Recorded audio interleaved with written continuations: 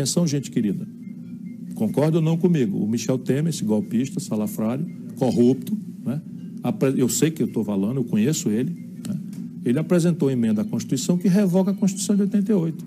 Deixa fora a mais criminosa das despesas, que é juro, 600 bilhões de reais esse ano, e tabela os gastos com saúde, com educação, com aposentadoria, de um jeito que, se for do jeito que ele propôs, vai atrasar o pagamento das universidades, vai atrasar o custeio do SUS.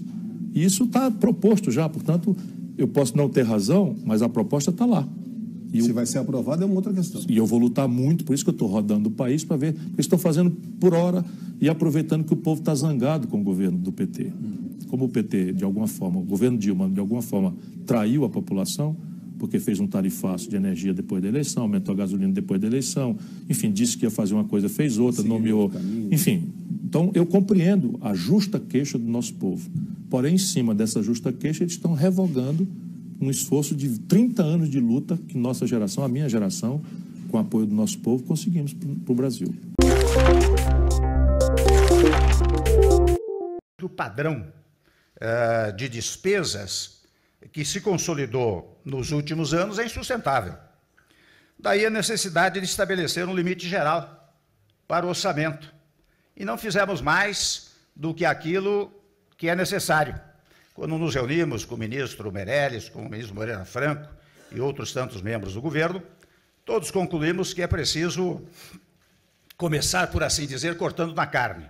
Portanto, limitar os gastos do poder público. Há o fundamento equivocado, e sobre ser equivocado, talvez não verdadeiro, de que isto vai prejudicar setores importantíssimos do país, que dizem respeito, basicamente, aos direitos sociais, como saúde e educação. E é interessante, daí combinei com o Meirelles, o Diogo organizaram um orçamento para 2017, aplicando a PEC do teto dos gastos públicos, como se ela já tivesse sido aprovada. E, ao fazê-lo, podem examinar o orçamento, né? Ao fazê-lo, nós aumentamos as verbas para saúde e educação. Olá, Jair Bolsonaro. Nesta manhã estive com vários ministros do governo Temer, bem como com algumas autoridades militares. Assunto em questão, PEC 241, que trata dos gastos e suas consequências para a retomada do emprego, ou seja, para que o Brasil possa sair desse estado de letargia que se encontra em função do desserviço prestado pelo PT ao longo dos 13 anos. Logicamente, nos convencemos, também, em particular, pelo fato de que os integrantes das Forças Armadas não serão esquecidos numa futura e breve reformulação de toda a sua carreira. Assim sendo, e reconhecendo o próprio governo que as Forças Armadas é uma instituição primordial e essencial para a manutenção da nossa democracia, este compromisso, Jair Bolsonaro e governo Temer, foi aceito. Assim sendo, o meu voto nesta tarde será sim a PEC do teto. Um forte abraço a todos e fique com Deus.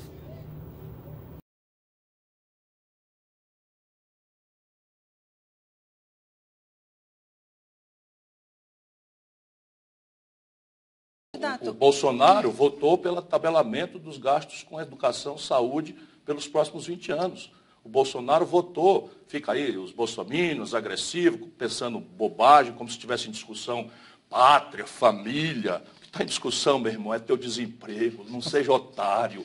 Não é o que está em discussão, é que eles vão entregar o Banco do Brasil e a Caixa Econômica para o capital estrangeiro. Mas só voltando, o senhor pretende... Por exemplo, qual é o país do mundo, para nos dar um precedente, que faz o tabelamento de gastos por 20 anos, exclusivamente em cima de educação, saúde, segurança, cultura, ciência, tecnologia, ponte, aeroporto, energia, ou seja, os interesses populares do investimento em educação, saúde e segurança especialmente, deixando livre 29% do orçamento.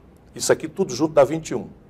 Então você está concentrando toda a amargura do controle por 20 anos, um governo golpista, sem legitimidade, sem discussão com ninguém, congela por 20 anos os gastos com saúde e educação, desconsiderando o crescimento dos jovens que pedem matrícula nas universidades, pedem matrícula na escola média, pedem qualificação da segurança pública, pedem uma série de coisas, melhoria da saúde, mas deixa 29% do orçamento livres de qualquer constrangimento, que é a Previdência, e pior, 51,7%, ou seja, mais da metade de todo o dinheiro que nós arrecadamos do nosso povo, entregue para a despesa financeira.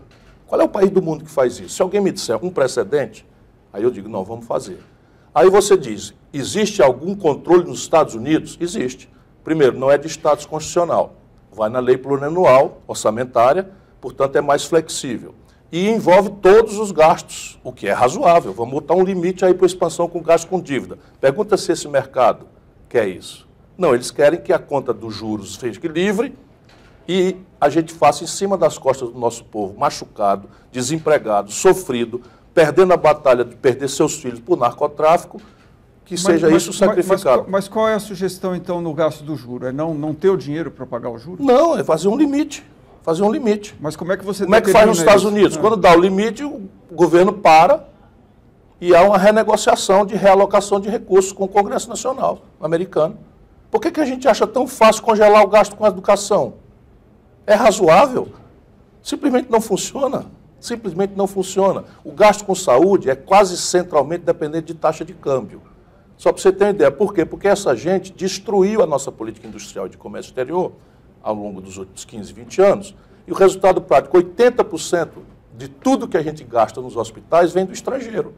Aí a taxa de câmbio sai de 2,70 ou 3, não sei o quê, para 3,80, 4, o preço das injeções, das vacinas, dos meios de diagnóstico médico, papoca para R$4, explode para R$4, papoca é lá do Ceará. Para R$4, e eu estou nominalmente amarrado na inflação brasileira. Percebe a loucura disso? Não é possível que a gente tenha uma pedra no lugar do coração. Mas, Ciro, agora, quer dizer o quê? Deixa eu dizer o oposto. Eu sou ex-governador de Estado, atenção mercado. Eu sou ex-governador de Estado, ex-prefeito de uma capital, ex-ministro da Fazenda do Brasil. Eu não tenho um dia de déficit. O único político brasileiro que pode dizer isso sou eu. Único. Se você for ao Google, vai encontrar o maior superávit primário da história brasileira praticado por mim, quando ministro da Fazenda do grande brasileiro Itamar Franco. Portanto, não vão me confundir. O que essa gente está fazendo é selvagem e impraticável. Você imagina, nós estamos falando no primeiro ano disso, já não está dando certo. Os institutos federais de educação estão parando, as universidades estão constrangendo seus custeios, vão se degringolar completamente, os hospitais federais estão fechando. O Brasil, a aliança PSDB-PMDB, impôs à nossa nação 20 anos de congelamento de investimentos em educação, saúde, segurança, moradia, infraestrutura, ciência, tecnologia, cultura e tudo mais que interessa ao povo. Deixou 51,6% do orçamento, ou seja, mais da metade, que é juro e correção monetária e rolagem de dívida para os banqueirada, para o baronato financeiro livre, e deixou os privilégios da Previdência Social livre. Portanto, todos os nossos programas não serão verdadeiros e serão um insulto à esperança que nós estamos semeando se nós não assumirmos com clareza o compromisso de exigir a revogação dessa chamada emenda 95. E isso desdobra numa realocação de recursos. O Museu Ipiranga, por exemplo, que é o segundo museu mais importante do Brasil, é mantido pela USP do governo do Estado de São Paulo. Está fechado. É a próxima vítima potencial de uma tragédia dessa natureza. E, evidentemente, isso é a mesma realidade para os postos de saúde, as escolas, as delegacias de polícia. Você tem, meu companheiro Geraldo Alckmin, como responder a isso? Ok. Alckmin, 30 segundos para o seu comentário. Olha, primeiro, o desajuste total das contas públicas, que levou a 13 milhões de desempregados, foi obra do PT e dos seus aliados. Eles é que criaram esse déficit primário absurdo e que nós vamos corrigir. Eu, sendo presidente da República, o Brasil vai voltar a crescer. Em relação aos museus, nós temos uma boa experiência em São Paulo de parceria com organizações sociais, que a gente pode levar para a área federal. Certo. Ciro Gomes, 30 segundos. Vão me desculpar, mas se nós não assumirmos com clareza, sem dubiedades e palavras doces, o compromisso de revogar a emenda 95, todos os nossos compromissos aqui não passarão de desinformação ou, como somos muito adultos, mentira. Isso é duro, é áspero, mas é grave o que eu estou dizendo. O Museu do Ipiranga é o segundo museu mais importante, é mantido pela USP, que é a Universidade do Estado de São Paulo, e está fechado por falta de verbas para a sua recuperação. Okay. Aliás, há um anúncio de uma obra que só termina em 2022.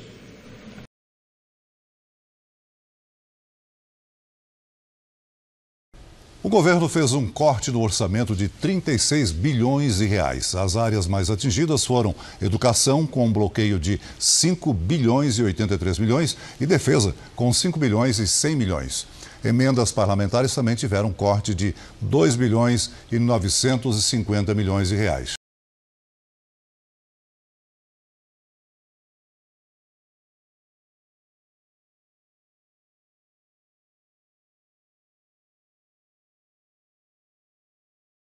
Esses cientistas desenvolvem uma vacina contra a doença causada por carrapatos em bovinos. Gabriela é biotecnóloga, faz pós-doutorado com uma bolsa do CNPq e corre o risco de perder a única fonte de renda. Ter que interromper essa jornada, né, por falta de bolsa é frustrante devido a todo o esforço, né, todo o empenho.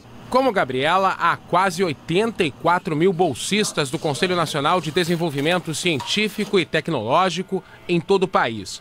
O CNPq, que já havia suspendido a concessão de novas bolsas, anunciou que só tem recursos para pagar as já existentes até o fim desse mês. A informação foi confirmada pelo ministro da Ciência e Tecnologia, Marcos Pontes. No programa de pós-graduação em Biologia Celular da Universidade Federal do Rio Grande do Sul, estudos em áreas como saúde e agricultura podem parar. O impacto seria de, no mínimo, 1/4 de toda a ciência que nós produzimos parando imediatamente, pelo menos. Dependendo das linhas de pesquisa, dos projetos, esse número pode ser bem maior.